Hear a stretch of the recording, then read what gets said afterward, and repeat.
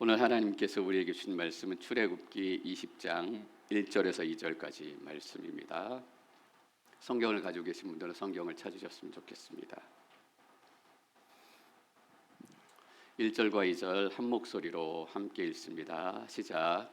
그리고 하나님께서 이 모든 말씀을 하셨습니다. 나는 너를 이집트에서 종살이 하던 집에서 이끌어낸 내 하나님 여호와다. 제가 잠시 기도하고 하나님 말씀 함께 나누겠습니다. 살아계신 하나님, 우리가 십계명 앞에 섰습니다. 십계명을 구체적으로 들어가기 전에 하나님께서 왜 이 시점에 이스라엘 백성들에게 십계명을 주셨는지, 그리고 십계명의 진짜 의미는 무엇인지 우리가 깨달아 아는 시간이 되기를 원합니다. 오늘 말씀을 통해서 하나님에 대한 우리의 왜곡된 마음, 혹시나 오해가 있다면 그 오해들도 다 풀리는 시간이 되기를 기도합니다. 한 분 한 분의 마음을 붙들어 주시고 그 어느 때보다 하나님을 더 깊이 만나는 은혜의 시간을 허락하여 주시옵소서. 감사드리며 예수님의 이름으로 기도드립니다. 아멘. 한 5, 6년 정도 전이었던 것 같아요. 지금 기억하기에 제 아내가 제 딸에게 더 좋은 엄마가 됐으면 좋겠다 라고 아마 기도했겠죠. 어떻게 하면 딸의 마음을 이해하고 또 어떻게 하면 이 엄마의 사랑하는 마음을 딸에게 잘 전달해 줄까, 그런 마음이었을 거라고 저는 생각이 됩니다. 제 아내가 평소에도 책을 굉장히 많이 읽지만 특별히 책을 하나 부탁 주문을 하더라고요. 그 책의 제목이 딸에게 보내는 심리학 편지입니다. 제가 이 책의 내용에 대해서 좀 나누고 싶어 하는 것이 아니라 그 서문에 대해서 여러분들하고 좀 나누고 싶습니다. 서문 저희가 같이 한번 읽어볼까요? 시작. 딸아, 사랑한다. 그러니 어떤 어려움이 닥치더라도 삶의 재미를 내려놓지 않았으면 좋겠다. 재미있게 사는 방법이 잘 안 떠오르고 자꾸만 화가 날 때는 이 책을 참고하렴. 우리 딸, 그리고 세상의 모든 딸들아, 파이팅이다. 저는 어떤 책을 읽으면 서문을 꼭 읽으려고 합니다. 서문에는 작가의 소개의 말이 나와 있어요. 인사의 말이 나와 있습니다. 그래서 많은 분들이 그 서문을 그냥 빨리 지나치는 경우가 많을 것 같아요. 근데 서문을 잘 읽으면 누가 그 책을 썼는지, 왜 썼는지, 누구에게 썼는지, 이 책을 통해서 얻고 싶은 것은 무엇인지 그 내용들이 다 들어가 있어요. 저 책의 서문이 바로 그런 거예요. 딸에게 보내는 심리학 편지. 누가 썼습니까? 사랑하는 딸을 둔 한 엄마가 딸에게 쓴 것이에요. 왜 썼습니까? 엄마가 심리학자로서, 한 어머니로서, 한 아내로서, 여성으로서 세상을 꽤 살아보니까 세상이, 인생이 생각만큼 되지 않는 거예요. 분명히 어려운 시간이 올 것이다, 힘든 시간이 올 것이다. 그럴 때를 위해서 엄마가 그런 시간에 이 엄마가 쓴 책을 기억하면서 그 어려운 시간을 잘 이겨냈으면 좋겠다. 딸들아, 파이팅이다 라고 썼습니다. 서문만 읽었지만 이 책을 통해서 이 저자가 하고 싶은 말이 무엇인지 우리가 벌써 알 수 있습니다. 받는 사람은 이 한 어머니의 딸뿐만 아니라 이 땅의 딸로 태어난 모든 사람들을 축복하며 쓴 글이다라는 것을 알게 돼요. 여러분, 오늘 읽은 우리 출애굽기 20장의 1절과 2절 말씀이 신명기의 서문입니다. 십계명의 서문입니다. 우리가 십계명을 오해할 때가 많아요. 불편해할 때가 많습니다. 부담스러울 때가 많습니다. 불편하고 부담스러우니까 언제부턴가 미국의 학계에서 십계명이 떨어지지 않았습니까? 십계명을 오해하고 있기 때문이에요. 왜냐하면 이 1절과 2절의 서문을 대충 넘어가서 그래요. 그냥 인사말이겠지, 소개하는 말이겠지, 1절과 2절을 그냥 읽고 쭉 넘어갔기 때문에 하나님께서 왜 십계명을 주셨는지, 십계명을 주신 분이 누구신지, 십계명을 받은 사람들은 누구인지 그것을 잘 이해하지 못하게 돼요. 그래서 오늘은 십계명의 서문인 1절과 2절을 집중적으로 나누게 될 거예요. 1절과 2절을 통해서는 여러분들이 십계명에 대한 새로운 영적인 시각이 열리게 될 줄 믿습니다. 그동안 우리가 십계명을 도대체 어떻게 알고 어떻게 이해했을까? 그런 하나님에 대한 오해들이 깨지는 시간이 됐으면 좋겠습니다. 20장 1절 말씀 함께 읽습니다. 1절 시작. 그리고 하나님께서 이 모든 말씀을 하셨습니다. 그리고라는 말의 뜻이 무엇입니까? 19장에서 이어지고 있다라는 뜻 아니겠습니까? 19장에 일어났던 일들을 우리가 너무나 잘 알고 있어요. 하나님께서 3일 동안 이스라엘 백성들을 준비시키셨습니다. 언약식 결혼식을 하기 위해서 거룩하게 하시고 3일째 되는 아침에 이스라엘 백성들을 시내산 자락에 쫙 세우셨습니다. 그리고입니다. 이스라엘 백성들이 시내산 자락에 쫙 서 있을 때 하나님께서 이 모든 말씀을 하셨습니다. 다시 말하면 서 있는 이스라엘 백성들을 향해서 하나님께서 직접 말씀하셨다라는 뜻이에요. 하나님께서 이스라엘 백성들에게 계속 얘기하셨습니다. 모세를 통해서 얘기하셨어요. 앞으로도 계속 얘기하실 거예요. 예언자들을 통해서 계속 말씀을 주실 것입니다. 근데 하나님께서 이 공동체를 대상으로 하나님께서 직접 말씀하신 경우는 여기가 유일하지 않을까 싶습니다. 그만큼 중요하고 그만큼 우리가 잊지 않아야 될 그런 일들이 벌어지고 있기 때문이에요. 근데 하나님께서 말씀하시는데 이스라엘 백성들이 어떻게 반응하셨는가? 출애굽기 20장 19절 말씀 읽어보겠습니다. 시작. 모세에게 말했습니다. 당신이 직접 우리에게 말하면 우리가 듣겠습니다. 그러나 하나님께서 우리에게 말씀하시는 것은 막아 주십시오. 우리가 죽을지도 모릅니다. 하나님의 말씀이 얼마나 두렵고 위험이 있었는지 이 말을 들은 이스라엘 백성들이 더 이상 우리가 하나님의 말씀을 직접 들었다가는 죽게 될지도 모르겠습니다. 너무나 겁이 나서 모세에게 부탁해요. 이렇게 간절한 마음으로 모세에게 이스라엘 백성들이 부탁한 적이 있었어요? 없었습니다. 늘 따지고 불평화가 대들었어요. 물 내놔라 이놈아, 밤 내놔라 이놈아, 늘 무시했어요. 근데 이번만큼은 모세에게 이스라엘 백성들이 간절하게 부탁하면서 얘기해요. 제발 하나님께서 우리에게 직접 얘기하지 않게 도와주십시오. 당신을 통해서 얘기하면 우리가 듣겠습니다. 살려주십시오. 전 하나님의 목소리가 너무나 커서 이스라엘 백성들이 깜짝 놀랐다? 그렇다라고 생각하지 않아요. 하나님께서 저음으로 깊이 깔아주셨기 때문에 위험이 있었다? 그래서 놀랐다? 그렇게 생각하지 않습니다. 하나님의 말씀에 얼마나 능력이 있는지, 얼마나 위험이 있는지, 하나님의 말씀이 얼마나 깊고 얼마나 높고 얼마나 크고 얼마나 권능이 가득 찬지 이스라엘 백성들이 하나님의 말씀을 듣는 것만으로도 두려워서 하나님 앞에 설 수 없는 거예요. 여러분, 우리가 예배하는 하나님은 그런 하나님인 거 아세요? 만나는 것뿐만 아니라 말을 듣고 음성을 듣는 것조차 죽을까 봐 두려워서 그 앞에 서지 못하는 그런 하나님이에요. 오늘 우리가 그 하나님의 말씀을 듣습니다.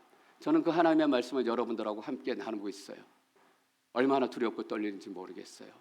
여러분의 마음은 얼마나 두렵고 떨리고 긴장이 되세요? 하나님께서 모세를 통해서 말씀하시지 않고 직접 말씀하시기 시작하셨습니다.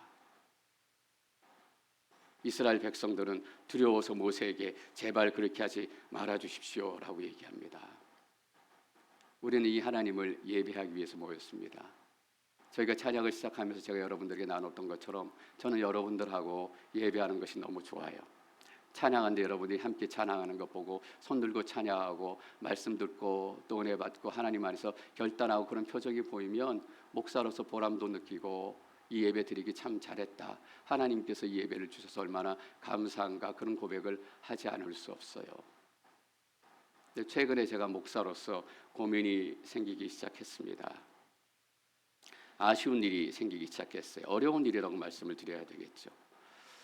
주일날 예배를 시작했는데 찬양이 시작되고 예배 시작이 지났는데 이렇게 보면 아직도 3분의 1밖에 예배 드리러 나오시지 않은 거예요.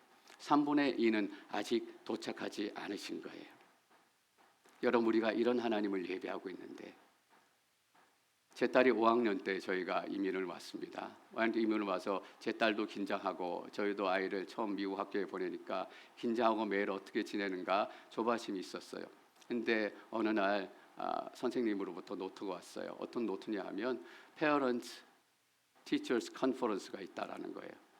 이게 뭔가 선생님하고 또 부모님하고 무슨 회의를 한다는 거지, 컨퍼런스를 한다는 거지. 나중에 알고 보니까 선생님과 1:1 면담이더라고요. 처음이라 긴장도 되고 가서 무슨 말을 해야 될까 그런 마음도 있어서 미리부터 준비하고 긴장되고 떨리고 제 아내하고 같이 갔는데 늦지 말자, 일찍 가자 긴장되는 마음으로 딱 서둘러 갔다고요. 그 생각이 나는 거예요.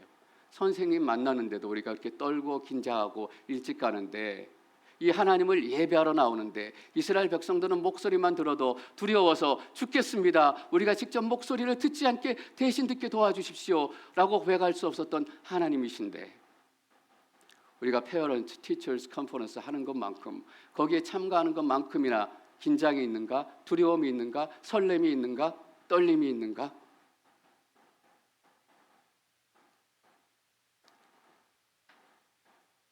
그냥 지나갈 문제는 아니구나 라고 제가 생각하게 됐어요. 그래서 이 문제를 놓고 제가 기도하기 시작했습니다. 하나님, 묘수가 없을까요? 특별한 방법이 없을까요? 어떻게 하면 성도님들이 늦지 않고 예배 나올 수 있을까요? 캠페인을 하면 좋을까? 이런 방법을 하면 좋을까? 근데 기도하다가 하나님께서 제가 들었던 한마디를 기억나게 하셨습니다. 제가 샌디에고 온누리교회 처음 오고 몇 개월이 지났을 때쯤인 것 같아요. 하나님, 그때 한 성도님께서 지나가는 말처럼, 농담처럼 제게 이렇게 얘기하시더라고요. 그 말이 딱 기억이 난 거예요. 그래도 요즘에는 우리 성도님들이 예배에 정확히 오네, 요즘에는 늦지 않는 것 같아요 라고 얘기하시더라고요. 그 말이 딱 기억이 나는 거예요. 제가 기도하면서 뭘 깨닫게 됐는지 아세요? 이 문제는 하루 이틀의 문제가 아니구나. 어쩌면 샌디에고 온누리교회의 영적인 고질병일지도 모르겠다. 제가 교회를 위해서 기도할 때, 하나님, 저희 샌디에고를 묶고 있는 육적인 패턴과 습관과 버릇이 있다면 깨닫게 해주시고 깨지게 해주십시오 라고 기도한다고요. 어쩌면 우리 가운데 남아있는 영적인 질환, 영적인 고질병, 영적인 오랜 못된 습관일지도 모르겠다라는 생각을 하게 됐습니다. 여러분, 우리는 한 달 후면 새로운 데 가서 예배드리게 됩니다. 지금보다 좀 더 쾌적한 환경, 쾌적한 시설, 우리의 자녀들도 더 깨끗한 예배실에서 예배드릴 수 있게 될 거예요. 함께 식사할 수 있는 식당도 저희가 갖게 될지도 모르겠어요. 우리가 거기서 예배하면서 분명히 이렇게 고백할 겁니다. 하나님의 은혜입니다. 하나님께서 주셨습니다. 하나님께 영광입니다. 여러분, 동시에 우리들의 모습을 상상해 보십시오. 여전히 예배는 시작했는데 3분의 1밖에 성도님들이 오시지 않고 똑같은 문제로 고민하고 똑같은 예배의 문제로 우리가 씨름해야 된다면, 과연 그곳에서 우리가 예배하면서 하나님, 우리에게 새로운 것을 주셨습니다, 새로운 기대를 우리가 바랍니다, 하나님께서 새로운 일들을 행하실 그 시간들을 소망합니다, 그렇게 우리가 고백할 수 있을까? 이 두려운 하나님을 예배하면서도. 물론 저희 교회는 젊은 부부들이 많습니다. 저도 그 나이 때 생각해보면 예배 드리는 것만 해도 참 놀랍고 감사한 일입니다. 한 개인이 결단해야 되고 한 개인의 생활 습관과 패턴이 바뀌어야 되는 부분이 있습니다. 근데 제가 깨닫게 된 게 있어요. 이거는 영적인 습관이구나. 그냥 한 사람 한 사람의 개인적인 변화가 아니라 우리가 영적인 전쟁을 선포해야 된다라는 결심을 하게 됐어요. 싸워야 되는 거예요. 공동체로서 우리가 함께 기도하고 이 영적인 오랜 못된 습관들을 끊어내도록 예수 그리스도의 이름으로 선포하고 우리 공동체가 함께 결단해야 되는 문제구나라는 것을 제가 알게 된 거예요. 새롭게 옮기면 잘해야지. 혹시 그렇게 마음 가지고 계신 분들이 계세요? 저도 그런 마음을 가지고 있을지 모르겠어요. 새롭게 옮기면 거기서부터 진짜 설교 잘해야지. 아니에요, 여러분. 새로 옮기면 이라는 단서가 붙으면 영원히 우리는 바뀌지 않습니다. 영원히 변화되지 않습니다. 지금부터 결단하고 지금부터 영적인 전쟁을 선포해야 돼요. 기도 외에는 이런 유가 나갈 수 없느니라. 오래된 질병만 나갈 수 없어요. 우리 공동체 안에 들어와 있는 오래된 못된 영적인 습관들, 예배와 관련된 것, 기도와 관련된 것, 헌신과 관련된 것, 섬김과 관련된 것, 어떤 것이라도 다 좋아요. 하나님께서 끊기를 원하시는 것이 있다면 우리가 함께 영적인 전쟁을 선포하며 끊어내야 되는 거예요. 하나님, 우리 공동체에 치유를 허락해 주십시오. 건강한 영적인 습관이 세워지게 하시고 영적인 패턴이 시작되는 시간이 되게 하여 주시옵소서. 그 마음을 가지고 특별 새벽 기도회를 시작하려고 합니다. 정말 우리가 하나님의 은혜를 구하는 시간이 될 줄 믿습니다. 영적인 선포와 결단이 나타나는 시간이 될 줄 믿습니다. 교회 옮기고 새롭게 시작하면 여러분 그렇게 마음 먹지 마십시오. 우리가 함께 기도하고 우리의 공동체 변화의 시간들을 함께 기다리게 될 것입니다. 그러면 우리가 한 달 후에 새로운 곳에서 예배 드리게 될 때 우리의 깊은 곳에서 고백할 수 있게 될 거예요. 하나님, 이 모든 것이 하나님의 은혜입니다. 이 순간이 하나님께 영광입니다. 여러분, 우리는 그 하나님을 예배하는 하나님의 백성들입니다. 목소리만 들어도 떨려서 죽을 것 같습니다. 그 하나님이 우리의 찬양을 받으시는 하나님입니다. 여러분, 앞으로 어떻게 찬양하시겠습니까? 어떻게 예배하시겠습니까? 2절 말씀 계속 읽겠습니다. 2절 시작. 이끌어낸 내 하나님 여호와다. 나는 너를 이집트에서 쭉 수식어가 있습니다. 종살이하던 집에서 이끌어낸 하나님이다. 히브리 원문을 보면 앞에 수식어들은 다 들어가 있습니다. 어떻게 문장이 처음 시작하냐 하면 나는 내 하나님 여호와다 라고 얘기하십니다. 십계명을 시작하기 전에, 법을 주시기 전에 하나님께서는 내가 누구인지 분명하게 먼저 말씀하시고 시작하시는 거예요. 법을 만나기 전에 하나님을 먼저 만나기를 원하셨어요. 은혜를 경험하기 전에 의무를 먼저 경험하기를 원치 않으셨어요. 은혜가 먼저고 의무는 나중이고 순종은 나중입니다. 저희 교회에 처음 오시는 분들, 저는 처음부터 사역하기를 원치 않습니다. 사역 먼저 하기를 원치 않아요. 일을 하기 전에, 사역하기 전에 하나님의 사랑을 먼저 만날 수 있는 공동체가 되기를 원해요. 그래서 이 공동체에 와서 하나님의 사랑을 먼저 경험하고 하나님께서 성도님들을 통해서 이 공동체를 통해서 부어주시는 그 사랑을 먼저 경험하고, 사랑이 먼저고 의무는 나중이고 하나님이 먼저이고 법은 나중인 거예요. 여러분, 우리가 서문 읽었던 거 기억하세요? 누가 이 서문을 썼는지 딸을 사랑하는 어머니가 썼다. 그 한 구절에 이 책의 내용의 의미는 완전히 바뀝니다. 딸에게 보내는 심리학 편지, 저 구절이 없었다면 이 책은 그냥 심리학 책이었을 거예요. 그러나 나의 사랑하는 딸아라는 한 구절로 말미암아 이 책은 한 어머니가 딸에게 보내주는 사랑과 격려와 위로의 편지이구나. 하나님께서는 여러분들이 십계명을 그렇게 이해하기를 원하셨어요. 십계명에 대한 오해가 있다면 이 하나님을 만나지 못했기 때문일 거예요. 십계명에 대한 불편함과 부담이 있다면 이 하나님의 마음을 알지 못했을 거예요. 처음 뭐라고 얘기하세요? 나는 너의 하나님이다 라고 얘기하세요. 너는 내 것이다 라고 얘기하시잖아요. 너는 내 소유이다. 너의 인생은 내가 지키고 내가 하는 모든 것은 너를 위해서 하는 것이다 라는 고백이에요. 네가 알지 못할 때도 있고 네가 깨닫지 못할 때도 있고 네가 반대 방향으로 갈 때도 있지만 너는 내 것이다 라고 말씀하시는 것은 내가 너를 위해서 내 인생 가운데 보내는 것, 내 인생 가운데 허락하는 것, 내 인생 가운데 말하고 만나게 하는 것, 이 모든 것들은 네 인생을 위해서 내가 특별하게 허락한 것이다 라고 하나님께서 말씀하시는 거예요. 그게 나는 너의 하나님 여호와다 라는 뜻입니다. 여러분, 그러면 뭘 할 수 있어요? 십계명은 우리에게 뭘 하라, 하지 말라 이 말씀과 규칙을 주신 게 아니구나. 십계명은 우리를 위해서 주신 것이구나. 우리가 행복하라고, 우리가 잘 살라고 주신 것이구나. 그래서 십계명을 보면 하나님을 만나고 행복해져야 되고 하나님의 사랑을 경험해야 되는 거예요. 근데 이 서문을 알지 못하면 십계명만 읽어서는 절대 그것을 알지 못한다라는 뜻입니다. 그래서 예레미야는 예레미야 29장 11절에서 이렇게 고백할 수밖에 없었지 않았습니까?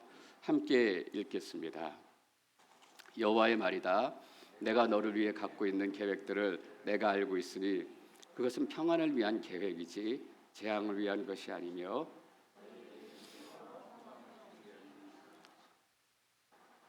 이전 번역으로 제가 다시 한번 읽어보겠습니다. 여러분, 이전 번역으로 많이 기억하실 것 같고 이 구절은 이전 번역이 마음에 더 와닿습니다. 너를 향한 나의 생각은 내가 아나니. 여러분, 누가 아신대요? 하나님이 아신대요. 무슨 뜻입니까? 이 계획과 생각을 우리가 때로는 모를 때가 있다라는 뜻입니다. 하나님께서 우리 인생에 왜 일들을 일으키시고 이런 사람을 만나게 하셨는지 때로는 이해가 안 될 때도 있다라는 뜻이에요. 때로는 불만을 가질 때도 있다라는 뜻입니다. 그러나 우리가 알지 못할 때라도, 우리가 이해하지 못할 때라도 하나님은 하나님의 생각을 아시는 거예요. 하나님의 계획을 아신다라고 얘기하시잖아요. 그 계획은 무엇입니까? 재앙이 아니라 곧 평안이요 너희 장래에 소망을 주려는 생각이라. 여러분, 십계명은 무엇입니까? 십계명은 우리에게 평안을 주는 것입니다. 십계명은 우리 장래에 소망을 주는 말씀이다라는 뜻이에요. 십계명은 규칙이 아닙니다. 십계명에는 하나님이 들어가 있어요. 하나님께서 나는 너희 하나님 여호와다라고 말씀하시고, 두 번째는 뭐라고 얘기하세요? 두 번째는 내 하나님 여호와다라고 얘기하세요. 그냥 하나님이다라고 얘기하지 않고 여호와다라고 얘기하세요. 여러분, 여호와가 처음 등장했던 부분 저희가 알고 있습니다. 출애굽기 3장 14절이에요. 모세가 처음으로 하나님을 1대1로 만나게 됐을 때 하나님이 도대체 누구십니까? 라고 물었을 때 하나님께서 이렇게 대답하셔요. 나는 스스로 있는 자다. 이렇게 번역을 했습니다. 근데 다른 영어 번역에 보면 조금씩 다르게 번역을 해요. 어떤 번역에는 I am who I am. 무슨 뜻입니까? 지금 네가 만나고 있는 하나님이 바로 하나님이다라는 뜻입니다. 네가 경험하고 있는 지금 하나님이 바로 하나님이다라는 뜻이에요. 여러분, 그 하나님 지금 만나고 계세요? 하나님 경험하고 계세요? 하나님 말씀이 여러분 심령 가운데 들리십니까? 그런 분들은 여호와라는 뜻이 I am who I am. 지금 함께 하시는 하나님. 그리고 또 어떻게 번역해요? I will be who I will be. 앞으로 네가 만나게 될 하나님이다. 앞으로 네가 경험하게 될 하나님이다. 앞으로 네가 겪어내게 될 하나님이다라는 거예요. 여기에 저는 하나 더 붙이고 싶었어요. I was who I was.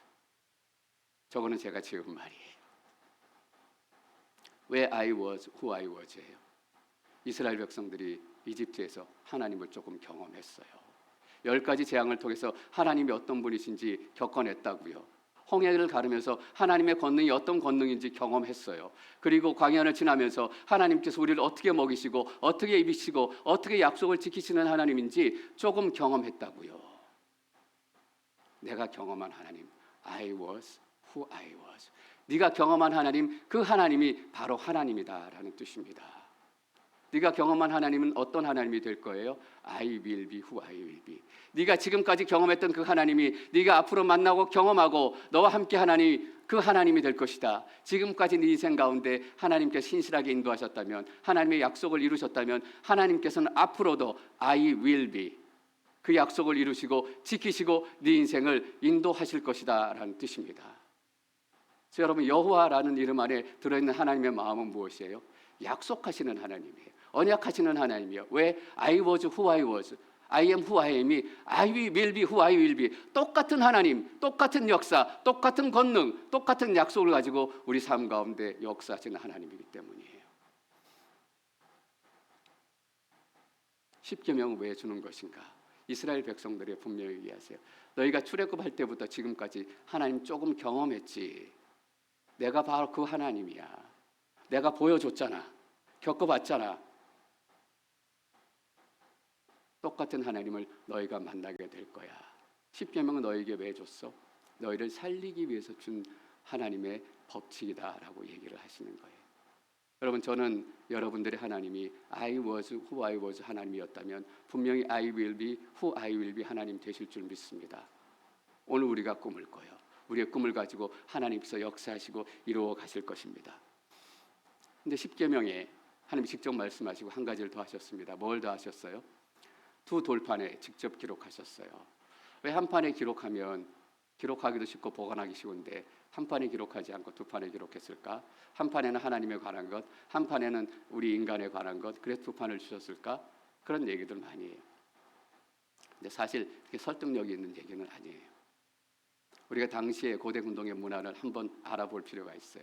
큰 나라와 작은 나라가 있으면 언약을 맺어요. 언약을 맺는데 큰 나라는 작은 나라에게 내가 너희들 지켜줄게 라고 언약을 맺습니다. 작은 나라는 큰 나라에게 나를 지켜주니까 고마워서 너희 나라에 충성할게 라고 언약과 계약을 맺습니다. 여러분, 계약을 맺으면 뭐가 있어야 돼요? 계약서가 있어야 되죠. 계약서는 몇 장 써요? 2장 씁니다. 왜 2장 써요? 한 사람이 한 장씩 가지고 내가 이 계약을 잘 지켜내겠습니다. 이 계약을 파기하지 않겠습니다. 라고 한 장씩 가져간다고요. 그래서 그 계약을 그 당시에 돌판에 기록해서 2개, 하나는 큰 나라에 있는 신전 안에 두고 한 돌판은 작은 나라에 있는 신전 안에 두고 각각 자기 신전에 보관했다고요. 내가 이 돌판 계약을 잘 지키겠습니다. 근데 하나님은 이 두 돌판을 각자가 보관하도록 만드신 것이 아니라 한 나무 상자를 만들어서 그 두 돌판을 나무 상자 안에 집어넣으라고 말씀하셨어요. 그래서 언약궤라고 부르는 거예요. 언약의 돌판이 들어가서 언약궤를 보호하고 있기 때문에 언약궤라고 부른 거예요. 언약궤를 여러분 어디 두는지 아십니까? 지성소, 하나님의 성막 성전 가장 깊은 곳에, 하나님밖에 들어가실 수 없는 곳, 하나님만 거하시는 곳, 대제사장도 1년에 한 번 달랑 한 사람만 들어갈 수 있는 그곳. 왜냐하면 하나님의 영광이 거기이기 때문에 하나님밖에 들어갈 수 없어요. 근데 거기에 두 돌판을 다 두는 거예요. 원래라면 어떻게 했어야 됩니까? 돌판 하나는 하나님이 갖고 돌판 하나는 이스라엘 백성들이 가져야 되잖아요. 근데 돌판 두 개를 다 하나님이 가지신 거예요. 여러분 무슨 말씀이에요? 내가 이 돌판에 약속된 이 모든 약속들을 내가 다 지키겠다라는 거예요. 너희는 너희 거 지키고 나는 내 거 지키고 이것이 아니라 또 돌판에 약속한 이 모든 약속들을 때때는 너희는 지키지 못하겠지, 때때는 너희가 실패하겠지, 내가 다 책임질게, 내가 다 이룰게, 내가 다 완성할게. 하나님께서 이렇게 약속하시고 두 돌판을 언약궤 안에 다 집어넣어라. 내가 계약서 2장 다 가지고 갈게. 여러분 우리가 리스 계약을 맺었습니다. 매달 렌트를 매야 됩니다. 한 장씩 계약서를 나눠 가져요. 낼 것은 내가 내고 당신이 지킬 건 지켜주십시오라는 뜻입니다. 그런데 주인이 그 계약서를 2장 다 가져갔다. 무슨 뜻입니까? 혹시 못 내더라도 내가 다 내줄게 이런 뜻 아니겠어요? 너는 계약서 볼 필요 없다라는 뜻입니다. 여러분 하나님께서 이 약속을 어떻게 이루셨어요? 예수 그리스도의 십자가를 통해서 이루셨습니다. I will be who I will be. 우리는 지키지 못했지만 언약의 하나님 여호와께서는 이 약속을 십자가를 통해서 다 이루셨어요. 우리의 죄를 묻지 않고 너희가 죄인이니까 죽어라 라고 말씀하지 않고 예수 그리스도의 십자가에 우리 죄를 다 맡기고 내가 너희들 책임진다, 너희들 죄를 가지고 내가 대신 죽는다. 하나님의 아들이신 예수님께서 십자가에 죽으셨습니다. 여러분 I will be who I will be. 이 하나님께서 그 마음으로 십계명을 주셨다고요. 그 여러분 2절 말씀 다시 한번 보십시오. 2절 말씀 다시 한번 읽겠습니다. 2절 시작.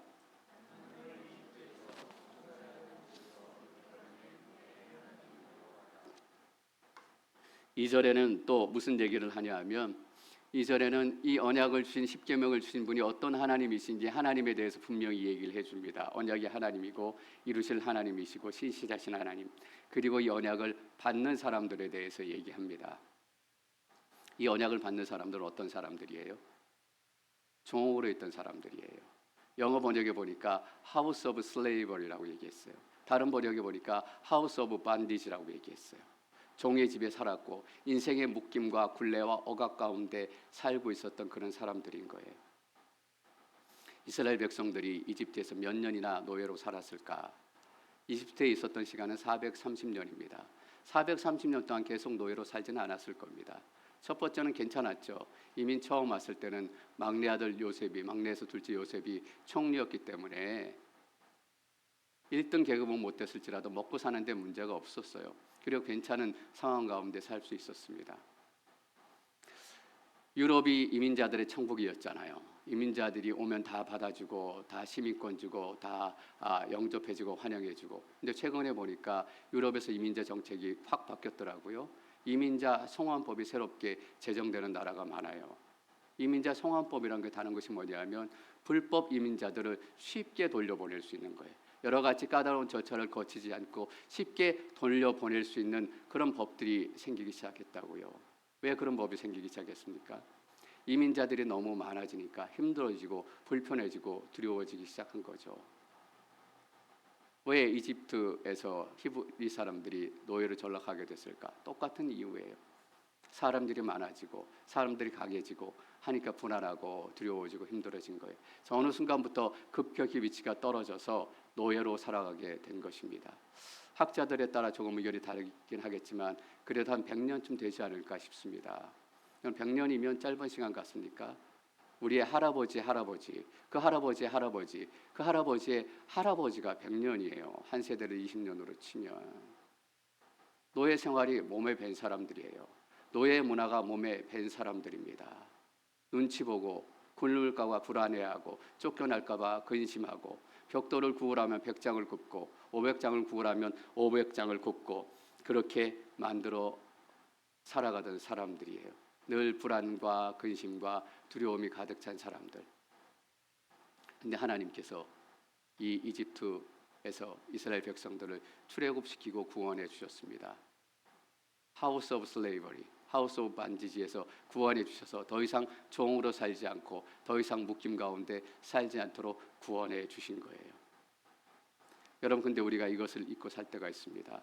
구원받는 거하고 구원의 백성으로 사는 거하고는 좀 다른 스토리가 될 수 있습니다. 100년 정도 종으로 살았다면 노예 습성, 노예 근성, 노예의 생각과 문화 패턴이 다 그들 안에 들어와 있을 거예요. 눈치 보고 쫓겨나면 어떡하지? 어떻게 하면 더 먹을까? 어떻게 하면 더 입을까? 늘 그런 생각 가운데서 사람들 만나고 돌아보고 전전긍긍하고 살아갈 것입니다. 출애굽은 했지만 그 노예 근성이 그대로 그들 가운데 남아 있었던 거예요. 여러분, 어떤 알코올 중독자가 술을 끊게 됐습니다. 이제부터 술을 마시지 말아야지 하고 결단하고 끊게 됐어요. 술을 끊는 거하고 술을 끊고 살아가는 거하고는 다른 얘기예요. 술을 끊었지만 술을 끊고 살아가기 위해서는 여러 가지 유혹에서 벗어나야 돼요. 약도 먹어야 돼요. 술을 안 먹기 위해서는 AA 클럽 가서 상담도 해야 되고 때로는 금당 증상 때문에 손이 떨려서 약을 먹기도 해야 된다고요. 술을 끊는 거하고 술을 끊고 살아가는 거하고는 달라요. 구원받는 거하고 구원받는 백성으로 살아가는 거하고는 다른 얘기가 될 수 있다고요. 이스라엘 사람들은 노예 근성이 뼛속까지 들어와 있던 사람들이에요. 하나님께서 자유를 주셨는데 이제 어떻게 하면 자유로운 백성으로 살아가게 될 것인가? 새롭게 예수 믿는 성도님들의 가끔 이런 얘기를 듣습니다. 예수 믿고 제가 구원받는 것은 알겠는데 그럼 어떻게 살아야 되는지 모르겠습니다 라고 질문을 하게 되는 거예요. 여러분, 십계명은 무엇인가? 구원받은 하나님의 백성들이 살아가는 인생의 로드맵과 같은 거예요. 인생의 매뉴얼과 같은 거예요. 언제 AA 클럽 가야 되고 언제 유혹이 있으니까 피해야 되고 어떤 결단을 가지고 살아내야 되고 하나님께 단순히 법을 주시는 것이 아니라 우리가 자유인으로 살아갈 수 있는 자유인의 길을 열어주신 거예요.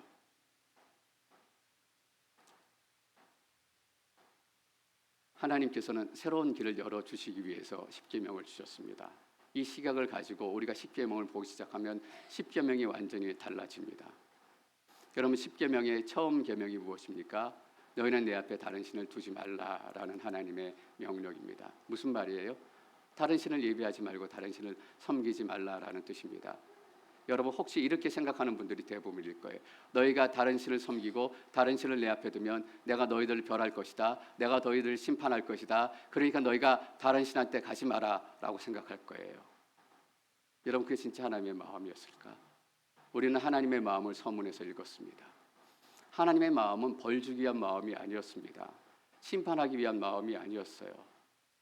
그 당시에 이집트, 그 당시에 고대 운동에는 다들 여러 가지 신들을 믿었습니다. 나일강에 가면 나일강 신을 믿고, 농사 지을 땐 농사 신을 믿고, 바다에 나가면 바다의 신을 믿고, 그래서 나일강에서 고기를 잡을 때 나일강 신에게 제물을 바치고 나일강 신에게 빌었어요. 좀 잘 좀 봐주십시오. 고기 좀 많이 잡게 해주십시오. 농사를 지을 때는 농사를 짓는 신에게 제물을 바치고 기도하고 농사가 잘 되게 해주십시오. 여러분, 우리 조상들이 그랬죠. 바다에 가면 용왕한테 제물을 바치고 아무 일 없게 해주십시오. 산에 가면 누구한테 제물을 바쳐요? 산신령에게 제물을 바쳐요. 제가 예전에 직장 다닐 때 생각을 해보니까 그때 어느 부서가 새롭게 오픈을 하던 그런 날이었던 것 같아요. 지금도 그런지 모르겠어요. 회사에서 사업을 새롭게 시작하거나 오픈을 하게 되면 돼지머리를 갖다 놓습니다. 그리고 돼지머리 고사를 지내요. 저기에다 돈을 갖다 놓고 돈을 꽂고 또 저 돼지는 웃어야 된다며요. 그래야 복이 많이 온다면서요. 그래서 입을 찢어가지고 저렇게 웃는 얼굴을 만들어요. 여러분, 이게 그냥 우리가 웃을 일이에요. 조금 더 잘 살아보겠다고, 조금 더 넉넉해 보겠다고, 조금 더 평안해 보겠다고 돼지 머리한테까지 가서 절하는 인생, 얼마나 불쌍하고 얼마나 가련하고 얼마나 비참한 인생이에요. 얼마나 그 인생이 전전긍긍하고 저 사람한테 거절당할까 봐, 이 사람한테 거절당할까 봐, 혹시 내 아들 망할까 봐, 남편 망할까 봐, 우리 가정 망할까 봐 전전긍긍해서 산에 가면 산신령에게 제사하고 바다에 가면 용왕에게 제사하고 회사 가면 돼지 머리에게 절하고 이 사람한테 가서 굽실, 저 사람한테 가서 굽실, 이리 빌고 저리 빌고 그렇게 노예처럼 살았다고요. 늘 눈치 보면서. 근데 하나님께 뭐라고 얘기하세요? 나 위에 다른 신을 두지 말라라고 얘기하세요. 무슨 뜻입니까? 이제는 여기저기 이신저신 쫓아다닐 필요가 없다라는 뜻이에요. 오직 하나님 한 분만을 믿고 의지하면 하나님께서 네 인생 책임져 주실 것이고 네 인생을 지키실 것이고 네 인생 가운데 필요한 모든 것들을 공급해 줄 것이다. 그러니까 여기 가서 굽신거리지 않아도 되고 저 시내에 가서 절하지 않아도 된다. 하나님만 너가 섬기고 하나님만 의지하고 하나님만 계속 따라가게 된다면 너는 반드시 I will be who I will be, 약속을 지키시는 하나님, 지금까지 약속을 이루신 그 하나님을 네가 동일하게 만나게 될 것이다 라는 거예요. 여러분, 이게 십계명이에요. 뭐 하지 말라, 뭐 해라, 이걸로 우리를 까다롭게 하고 부담 주고 심판하는 하나님이 아니라 우리가 구원받았으면 구원받은 백성으로 자유롭게 누리며 살아야 될 것이 아닙니까? 어떻게 하면 구원의 자유를 누릴 것인가? 어떻게 하면 술을 끊었지만 다시금 술 먹지 않고 건강한 몸과 마음으로 살아가게 될 것인가? 첫 번째가 무엇이에요? 다른 신을 내 앞에 두지 말라, 쫓아다닐 필요가 없다라는 것입니다. 오직 하나님만 믿고 의지하고 신뢰해라. 시편 기자는 그래서 이렇게 노래했습니다. 시편 119편 105절 말씀이 있습니다. 시작. 주의 말씀은 내 발의 등불이요 내 길의 빛입니다. 주의 말씀은 뭐래요? 주의 율법은, 주의 십계명은 내 발의 등이고 내 길의 빛이에요. 어두운 산을 가는데, 어두운 인생길을 가는데 손에 들고 갈 수 있는 등불이 하나가 있다면 앞에 무엇이 있는지, 어떤 길로 가야 하는지, 앞에 돌부리가 있는지 우리가 안전하게 자유롭게 갈 수 있다고요. 어둠 속에서 저 등불을 들고 가면서 아무도 이 등불 때문에 귀찮아서 더 이상 못 가겠다, 이 등불이 무거워서 젠장 더 이상 나갈 수 없겠다, 이 등불 버려야 되겠다라고 내팽개치는 사람은 아무도 없을 거예요. 아무도 불평하지 않아요. 이 등불이 나를 살려주기 때문에. 여러분, 십계명은 무엇인가? 여러분 인생을 밝혀주는 등불입니다. 이 십계명 한 구절 한 구절, 하나님의 말씀 한 구절 한 구절이 여러분의 인생을 밝혀줘요. 내 앞에 내 손을 두지 말고 안식일에 일하지 말고 쉬어라. 왜 그런 말씀했어요? 안식일에 일해야 됐기 때문에. 안식일에 쉬는 것은 상상해 볼 수 없었던 그런 환경이고 노예였기 때문에. 그러나 너희가 이제 하나님 안에서 안식일을 쉴 수 있다라고 얘기해요. 자유를 누릴 수 있다라고 얘기하는 것입니다. 그래서 어떤 작가는 십계명을 이렇게 얘기했어요. 십계명은 자유를 향하는 이정표와 같다라고 얘기했습니다. 그래서 우리는 십계명을 읽으면서 예수님을 만나게 될 줄 믿습니다. 십계명을 읽으면 더 이상 불편하고 부담이 아니라 나를 살리는 말씀이구나, 장래 소망을 주시는 말씀이구나. 여러분, 다음 주부터 십계명을 좀 더 구체적으로 나누게 될 것입니다. 하나님께서 우리 인생을 열어주시는 하나님의 등불이 여러분 가운데 임하시기를 축원합니다.